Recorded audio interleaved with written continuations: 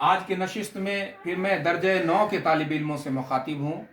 और जैसा कि मैंने अर्ज़ किया था कि बीच में एक चैप्टर छूट गया था मीर बाकर अली दहलवी का, जो हमारे निसाब में शामिल है, और जिसके मुतल्लिक़ मैंने कहा था कि ये कहानी, इसमें से सवालात चांसेस कम रहते हैं आने के, और उसमें जो दिया गया है उसमें भी शायद लिखा हुआ है, फिर भी इसका इयादा करना नहायत ही ज़रूरी है। मीर बाकर अली के मुताल्लिक़ हम जान लें कि मीर बाकर अली दहलवी जो हैं वो आखिरी दास्तान गो थे। दास्तान गो माने कहानी कहने वाले, किस्सा कहने वाले। वह दास्तान सुनाने में इस तरह माहिर थे कि बिल्कुल नक्शा खींच जाता था। किसी कहानी को वो कहते थे तो गोया लोगों के सामने वो नक्शा सामने आ जाता था जिस कहानी को वो कहा करते थे। वो दिल्ली में इमली की पहाड़ी पर उनका घर था। सिनेमा के रिवाज ने दास्तान गोई के रिवाज को जो है वो ख़त्म कर दिया। जैसे जैसे सिनेमा का रिवाज होने लगा, उसी तरह से दास्तान गोई का जो है वो रिवाज ख़त्म होने लगा। इसी के वजह कर उनके ऊपर जो है वो मुफलसी तारी हो गई, गरीबी, हिरमा नसीबी और ज़ईफ़ी जो है वो बहुत परेशानी में उनकी गुजरी, गरीबी में उनकी ज़िंदगी गुजरी। हालांकि दास्तान गोई जो है वो उनको वर्षे में मिली थी। उनके बाप दादे भी कहानी और किस्से कहा करते थे। मीर साहब के बारे में ये बात साफ है, जैसा कि मैंने कहा कि वो मैंने कहानी को इस अंदाज से कहते थे। कहानी बादशाहों को दिल बहलाने के लिए पहले कहा जाता था, और झूठी सच्ची कहानियों का इस तरह से पेश करना कि उसमें मज़ा भी आ जाए और तारीफ भी जो सुनने वाले हैं उनकी हो जाए, और ऐसा महसूस हो कि इसमें कोई झूठपन है ही नहीं, बल्कि बिल्कुल सच लगे ये कहानी। तो मीर बाकर अली दहलवी जो है वो इसी तरह की कहानी को कहने में माहिर थे, और वो कहानी भी कहते थे और एक्टिंग भी उसी अंदाज में करते थे, तो लोग ज़्यादा मुतासिर होते थे। मीर बाकर अली ने पाजी पड़ोस गारे खान ने मलमल जान को तलाक दे दी, और मौला बख्श हाथी के नाम से भी कहानी की किताबें लिखी हैं।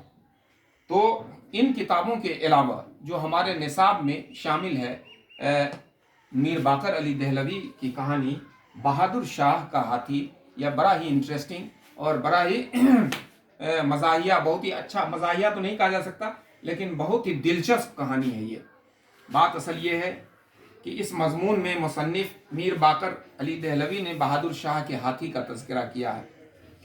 वह हाथी इतना बड़ा था कि दिल्ली के किसी भी दरवाजे से होकर वो आसानी से नहीं निकल पाता था।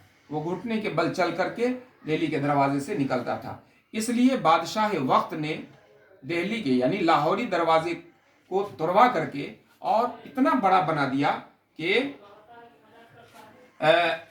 वो हाथी जो है वो आसानी से महल के अंदर दाखिल हो सके, तो और ये दरवाज़ा से निकल सके। बहादुर शाह ने लाहौरी दरवाजे को क्या किया था, तोड़वा दिया था।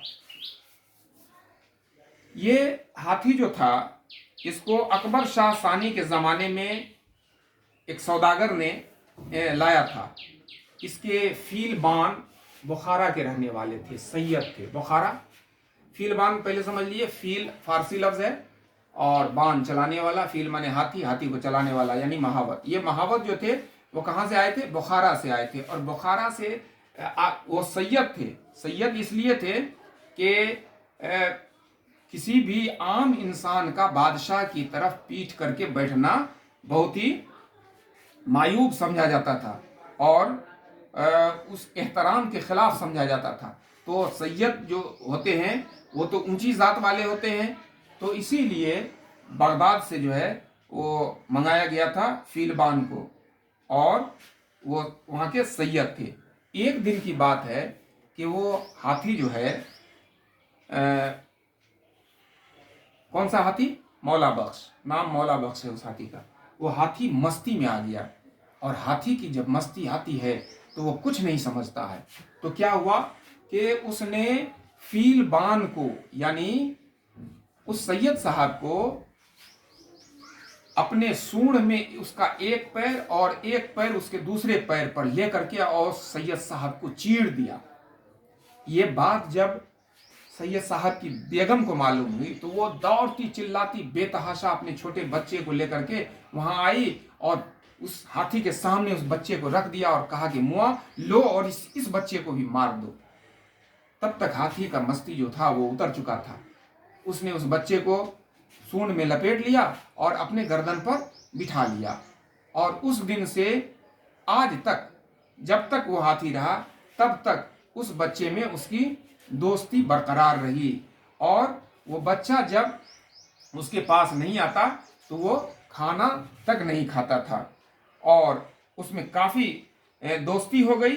और उस बच्चे का नाम रहमत अली था। जब रहमत अली बड़ा हो गया और तो उसके हम उम्र के जो बच्चे थे, उसके साथ में रहने वाले जो बच्चे थे, वो भी रहमत अली के साथ आते और मौला बख्श के साथ खेलते थे। तो मौला बख्श उसको गन्ने खिलाता था, और उसको जो खाने के लिए मिलता था रोटी चरकटा आता था। रोटी चरकटा किसको बोलते हैं? जो हाथी को खाना खिलाने के लिए आता था। तो हाथी चरकटा जब आता उसको रोटी खिलाने के लिए रातीब लेकर के, रोटी को रातीब बोला जाता था, और वो रोटी जो होती थी वो 2-3 इंच मोटी रोटी होती थी। तो हाथी उसे खाता भी और अपने मुंह के बाँच से एक टुकड़ा निकाल देता, और जो बच्चा वहां होता वो उस टुकड़े को पकड़ लेता और उसके बाद उसके तोड़ता खाता। जिस दिन बच्चा नहीं रहता उस दिन ये हाथी भी खाना नहीं खाता। बच्चे नहीं आते, बच्चे अगर रोटी नहीं लेते तो हाथी काफी शरारत करता था। बच्चे अगर कहते कि मौला बख्श निक्की आवे, तो एक पैर जो है था वो मौला बख्श उठा लेता था, जब तक कि वो लड़का वही आकर के नहीं कहता कि मौला बख्श निक्की आवे, तब तक के वो पैर को जमीन पर नहीं रखता था। एक रोज फीलबान ने बादशाह से जाकर शिकायत की कि हाथी को जो हम खाना देते हैं वो खाना बच्चों को खिला देता है, तो इस पर हुक्म लगाया जाए कि बच्चे वहां नहीं आए और बच्चे हाथी से दूर रहें। तो हुक्म जारी कर दिया गया बादशाह की तरफ से।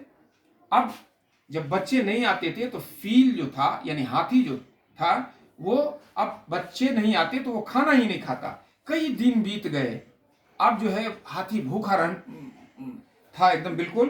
तो महावत ने क्या किया, फीलबान ने बादशाह सलामत से कहा जाकर के कि सर हुजूर, वो तो खाना ही नहीं खाता है, तो वो मरने के करीब हो गया है, वो मर जाएगा अगर बच्चे नहीं आएंगे तो फिर बादशाह ने ये हुक्म जारी किया कि जो बच्चे आते हैं उन बच्चों को वहां आने दिया जाए।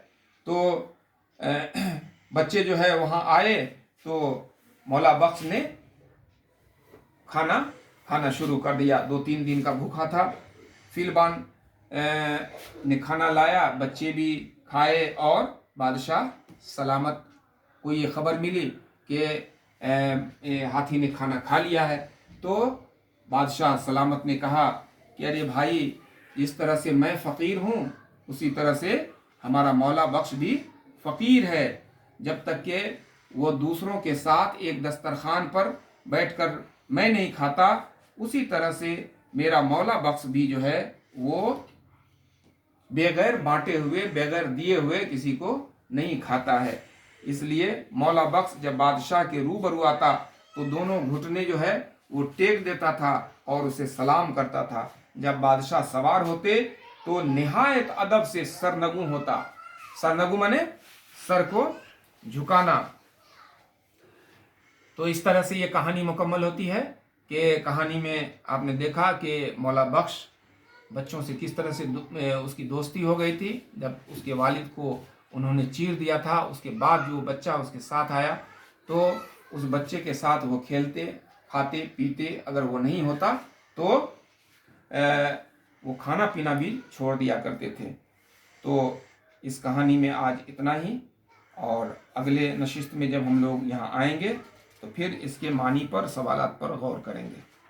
तो आज आप अपना ख्याल रखिए और इन किताबों और कहानियों को पढ़िए, खुद से भी पढ़िएगा, तब ये बात समझ में आएगी। फिर जब हम रूबरू होंगे तो फिर इस पर मज़ीद गुफ्तगू हम करेंगे। तो आज के नशिस्त में इतना ही। अपना ख्याल रखिए। बहुत बहुत शुक्रिया।